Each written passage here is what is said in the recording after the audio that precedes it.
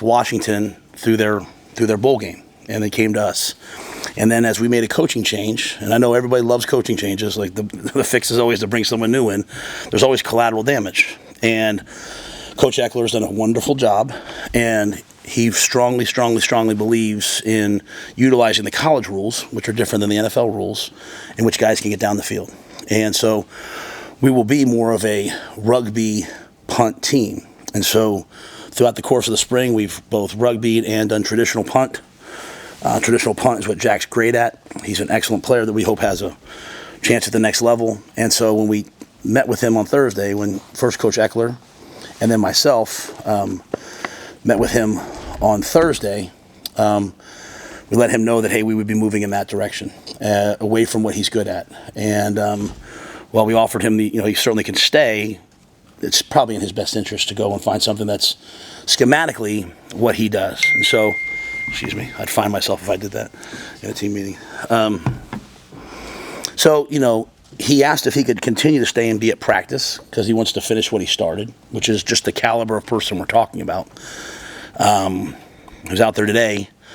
But I know he posted something on social media, and I know immediately when that happens, normally there's, hey, why would you ever want to leave here? And so I just want to be very clear that this is a young man who I feel terrible about the circumstances. When I met with him, he was so professional, so, obviously deeply disappointed. As he said, Coach, I'd love to stay here. I love the culture. I love everything that I'm experiencing, but I feel like I probably need to go look for something. I told him I don't know if I would have handled it as well as he handled it. And so I don't feel good about how it happened. I don't feel good about the situation. I don't feel good about it, but it is what's in the best interest of us moving forward, schematically and special teams wise. And he obviously, if he doesn't find something, I told him we'd love to have him back. We'd love to honor all the commitments we made to him. But this is a separate situation. So, we want to do right by guys. As I tell them, I'll tell you the truth all the time. I don't want to. I don't mind disappointing you, but I hate to have you say you lied to me. It's better that he knows now than in the fall. And so once that decision was made by Coach Eckler and stamped by me, we're going to move in that direction. So I just wanted to make that very clear, that he's not a kid that deserves anything other than, I hope Bryant, Vivian, Leona grow up to have the type of character in the face of adversity that he had. So, and I want to make sure I certainly address the fact that I hate the way it happened for us timing-wise and the way that, we transitioned. So in football, you're going to change your scheme, but this is completely away from what he would be able to do. So we'll try to help him as best we can. So that was long. I apologize. Secondly, obviously Lee Corso, I know he's announced he's retiring. I love college football. I've grown up around him, just watching him, and I want to thank him for his contributions to the game. He's meant a lot to everybody, and I know he's going to do one game. I expect we'll have them here this year at some point, and we'll miss him when he gets here. And we had 1890 donors out there at practice today. I want to continue to say thank you to them. Well, I know we're hoping that things go to revenue share. NIL's not going away, and every year we're on more and more of an even playing field in all of our sports because of the people who give to 1890 and the Pede family. So thank you to them. And then finally, I just want to make sure, I send my hearts and prayers out to Coach Eckler and his wife as they deal with the impending death of his wife, his mother-in-law. So he went back yesterday.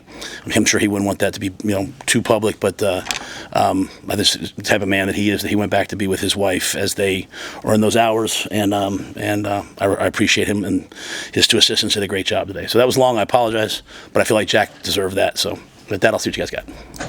What is the timeline on bringing in a rugby style punter? We'll bring someone in the summer. Yeah. So obviously, we go to school till May 10th, and then the guys report back for summer session June 2nd. So, we obviously have some things in the works, and some plan A, plan B type guys.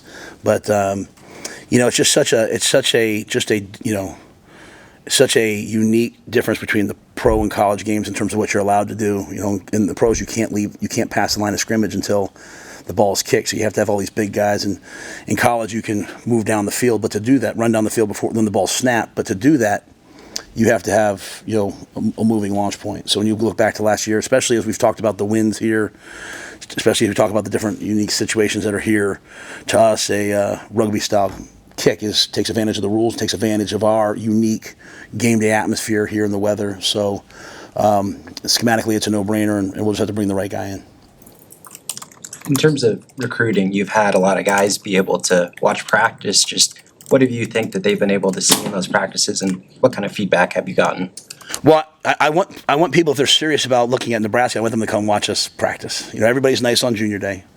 Everybody's nice on, official visits. Come see what people are like at practice. And I hope they'll come away with a couple things. Number one, you see a bunch of coaches who really demand but don't demean. We're going to coach hard. But my 9-year-old daughter's at practice sometimes. My father is a minister's at practice sometimes. My 12-year-old daughter's practice sometimes. My son's out there every day. Like, it's a highly demanding, accountable atmosphere, but it's never demeaning. And so I want them to see that.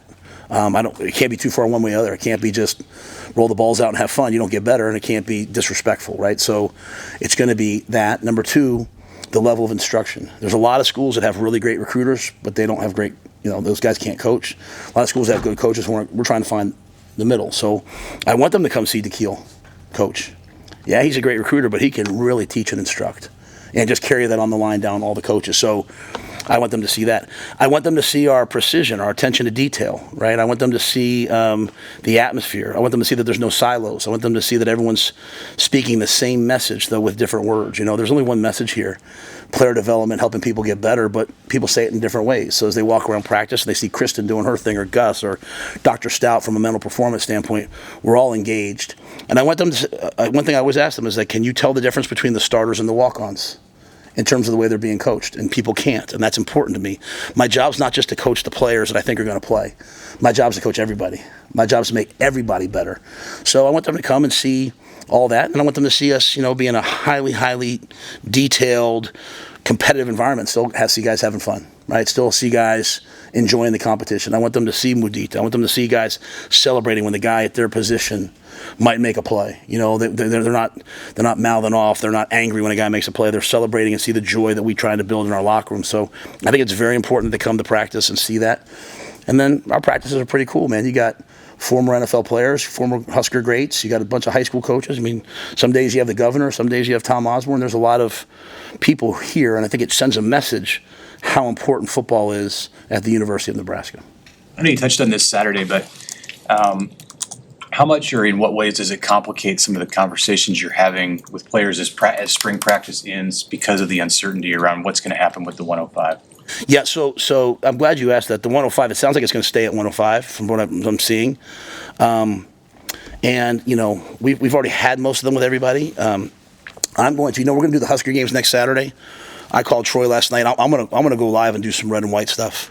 We have a bunch of guys that this could be their last time playing in that stadium. We have a bunch of guys that are fighting to make the 105. We have a bunch of guys who I can't do it when you guys whisper on the side. It distracts me. I have a bunch of guys that if they can't play here, they need some tape to go somewhere else. So, I'm going to wait. I've waited till after the portal closed on that Saturday. Portal closes on Friday, so it won't affect. The guys that are kind of cemented in their spots, they won't play. Some guys they might, ask to play or not. But those guys that are battling, some are twos even, but they want to prove that they're a one. We have a bunch of guys. So we're going to do the Husker games. We're going to bring out a bunch of Husker greats. We're going to have a bunch of competitions like the Pro Bowl. But I'm going to put the ball down a little bit and play some live football. And no Big Ten Network. No. It's just if you love the walk-on program and you love Husker football and you love those kids that have, in the face of being told they're not going to make the 105, still did the match drills this winter. I don't know if I could do that. I don't know if I could. What Jacob Brandel has done. You know what I'm saying? And I just pick him because he's a walk-on player. I don't know if I could do what Jacob Bauer has done. That I could do the most demanding schedule that I've been around. Guys come from other schools like, Coach, this is demanding. Guys leave here sometimes because, Coach, this is too demanding. We've got guys who do this schedule after being told you're not going to be in the 105. So I'm going to put them out there. And I'll tell my wife and kids to come watch them play. Could be their last time. Maybe they'll end up being a starter here someday. I bet you there's someone that plays in this thing on next Saturday that'll be a starter someday. So we'll celebrate the former players. We'll celebrate the guys. You can see the Dillons and Jacories and all those guys out there, doing a bunch of stuff. But I just decided really yesterday, you know what? When they decided it was 105, I owe it to those kids to let them have a chance, one last chance, to go out there and put some stuff on tape and then If they're not going to make it, we'll send that tape to all the schools that they want to. They'll have some more tape to send out. But I hope our fans, like I said, I hope our fans will come out and watch those kids. So it's, I thought this would be grandfathered in. I really did, Mitch. So I was kind of banking on some of that. And then when I was told, no, it's going to be 105. And I think you're going to be able to bring more guys to camp, and you're going to have to compete for it. Guys who are out for the year, I think there'll be an exception. So you'll probably be more than 105. But I can't tell you how grateful I am for the kids that are still here, knowing that, hey, my odds aren't that high. They'll be the guys someday that run the country. I made a point today out there with Jacob Bauer. You guys ask me who's flashing, who's not. I hope our coaches have done a pretty good job this spring. I'm not singling a bunch of guys out, but trying to talk about the group, because sometimes we single a guy out, it goes way here, way there. But this kid, I can't even let him go to twos anymore because he plays like a starter, and he wasn't even invited to camp last year, and he pays for school, doesn't have an NIL deal, and he just plays and plays and plays and plays and plays and plays. So. He won't practice next week because he's not just in the 105. He might be in the starting lineup / some of the packages we'll do. But there's some other guys like that I just owe it to them to give them a chance. So, yeah, we're going to play live football next week. How did you come to that decision? Was it like a aha moment? Was it just through some conversations that you had with some of those guys? Okay. Honest to goodness. Prayer. Not praying about what should I do with the 105, but just, I'm my dad's a minister. I ain't the best Christian in the world, but I work at it a little bit, and I just had some quiet time the other day, and just sometimes you take some quiet time, whether you meditate, whatever your religion is. I'm not here to advocate. I'm just saying, like, I put my phone down every once in a while, turn the music off. I don't sleep very much. You can tell I slept last night right now, probably because I actually have some energy right now, but don't sleep. But every once in a while, like just taking out all the distractions and just being at peace with whatever your worldview is. And I just started feeling gratitude for some of these kids, right? And this time of year, what's so unfortunate is we talk so much about the kids who might leave, or the kids like who did leave, who said, like, they're just kids, man. They're 19. Like, if you could have put a camera on me at 19, it'd be scary. So I just started thinking about some of them, and it just kind of kept hitting me. Like, my son's a freshman here. My son shows up with the strength staff every Tuesday, Thursday, Saturday to do a 6 a.m. workout. He missed this morning. He missed. I was like, CJ, the strength coach, texted my wife and I'm going to have to kick Brian's you-know-what this morning. And I'm like, when he's your own kid, you're like, he's a kid. He's grown. But I put so many demands on these other guys at the same age. And so I don't know, like, not to be too whatever, but like, just in quiet moments, I just was like, man, some of these kids, I didn't ask them. I did what was right because of the portal and all that stuff, but there's some kids who deserve for us to go play. So, I wanted all this, I just kind of waited for it all to die down, waited for the portal to open, and then asked Troy yesterday if this was okay. I haven't told Haven. Poor Haven's over there sitting right now, probably texting people like, hey guys, guess what we're doing?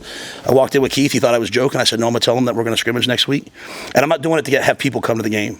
And I'm not doing it for anything else other than I just want to give those kids a chance to show what they can do, if that makes sense. You envision it mostly being 2s and 3s? Yeah, I mean, or not even all the 2s, right? I mean, it's, like, basically the way we look at it, like, we have a 53-man roster like an NFL team, and we have like a second 53, and the guys trying to make that second 53, so it's probably, maybe the first 60 guys don't play, and then, just those guys that are either trying to prove that they can go from being a 2 to being a 1, or, so just anybody that we think still has meat on the bone left to prove, and if they want to play. Now, I can just tell you this. I'm out there every day, and I'm like, hey, red zone lockout, Thud, and Dane Keys, like, make it live. Emmett Johnson, I mean, they love football, so this is the team I've been waiting for in terms of that. This is the team I've been waiting for. But yeah, I think it would mainly be the, I don't want to steal Wep's away. Like, we took a young man, Trent Euler, he's been playing fullback, moved to a linebacker, and he's a natural out there, right? He's got 2 practices, and he's like running around.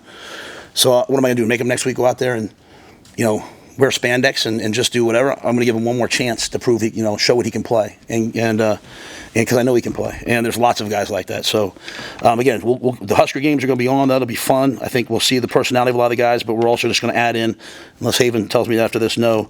Put a lot of pressure on you right there, Haven. But we're going to add in some football for those guys. It's not a battle for the 105 or anything like that. It's just more like, these guys deserve a chance to put it on tape.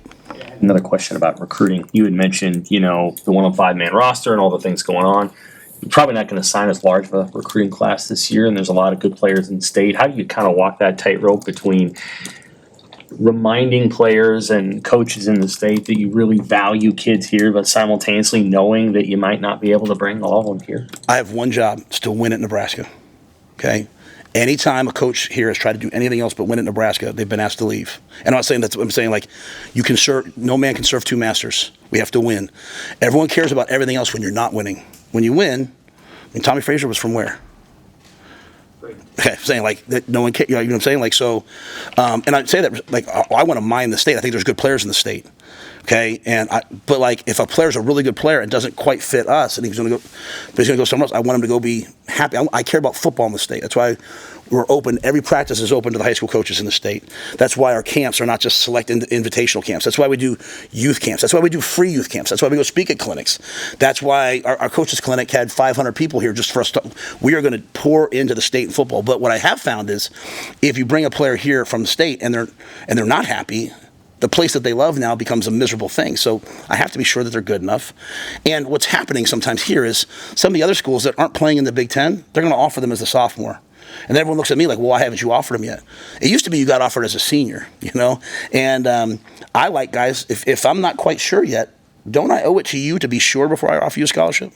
And now before I offer you a rev share deal? So I don't think there's anything wrong at the University of Nebraska that we carry ourselves like the top 20 teams in the program in the country. And the top 20 teams in the country, if they say, hey, we like you a lot, but we want you to come to camp, you'll come to camp, you know, going into your senior year. So there's lots of kids. I would love to recruit them. They've committed to a Big 12 school or somewhere else like that, come to camp.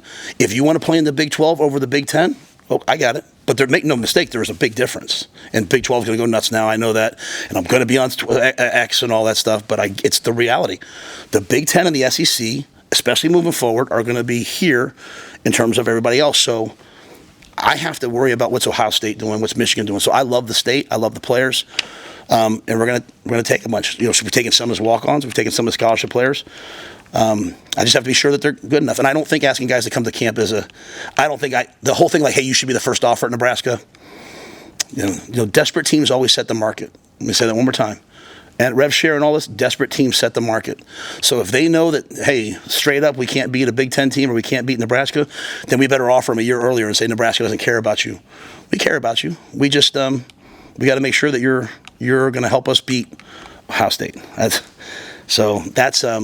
That's my job, is to be really focused on, you know, serving that one master, which is college football playoff, Big Ten championships, national championships. That's all anybody wants. So I better do that. If you're not doing that, then people say why. But and I think we're taking the right players from the state, and I think football in the state's really good. So you're going to see lots of guys sign scholarships. How are those guys that are maybe on the 2D impacted by those guys who have the long odds, when they're seeing those guys, maybe the odds aren't in their favor, but they're still out there going for it? How has that just impacted your culture as a whole, you think, and the players? Well, I don't know if our guys have enough time right now to think about, like, you know, I mean, every kid's fighting, you know, in spring, every kid's fighting for their own life, right? Like, I'm fighting to be a starter. If I'm a starter, I'm fighting to be a draft pick. So they're kind of all, I think as you get to the end of it, it's when it starts to really hit you. You know, that's why I've been very clear. I mean, I like our team. I don't think we need to add one thing from the portal and have a good team. Like, I told our guys, the answers are in this room. That doesn't mean I'm not going to go through the process. It doesn't mean I'm not going to look at what's out there. And if we lose somebody, we may have to replace them. But we have a lot of really good players and a lot of depth that I like. So I do think, though, like when I talked about Bauer today, I made that point to everybody. Like, he didn't complain.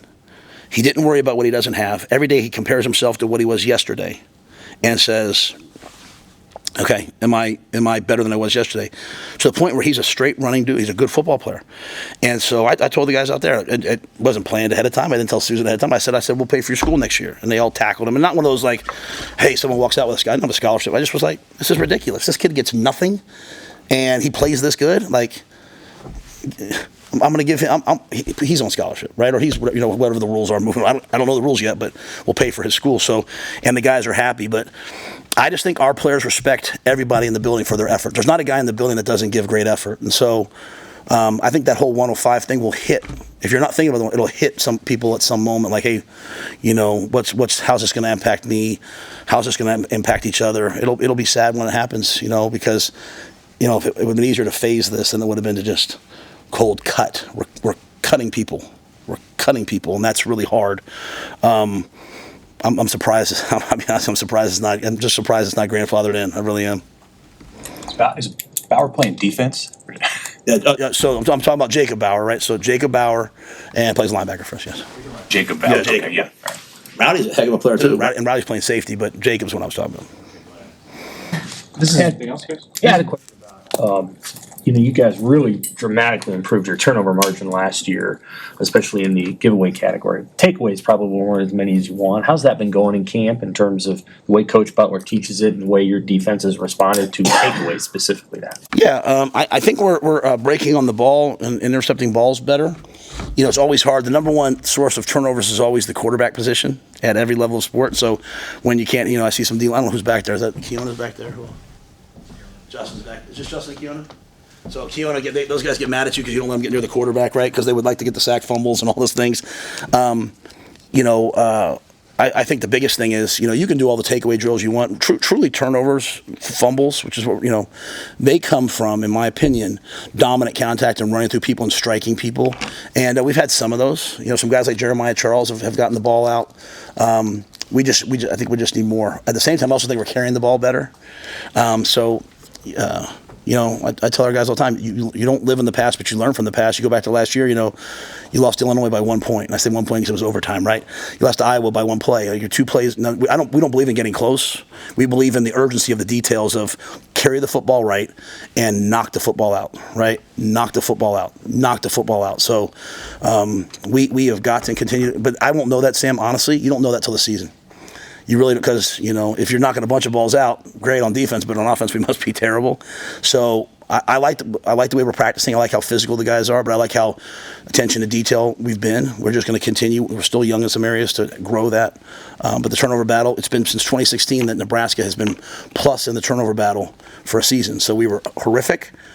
We were bad this past year. You know what I'm saying? Like better, but bad still. We've got to become either good or great. And that doesn't come with anything else other than, I think, really just getting better.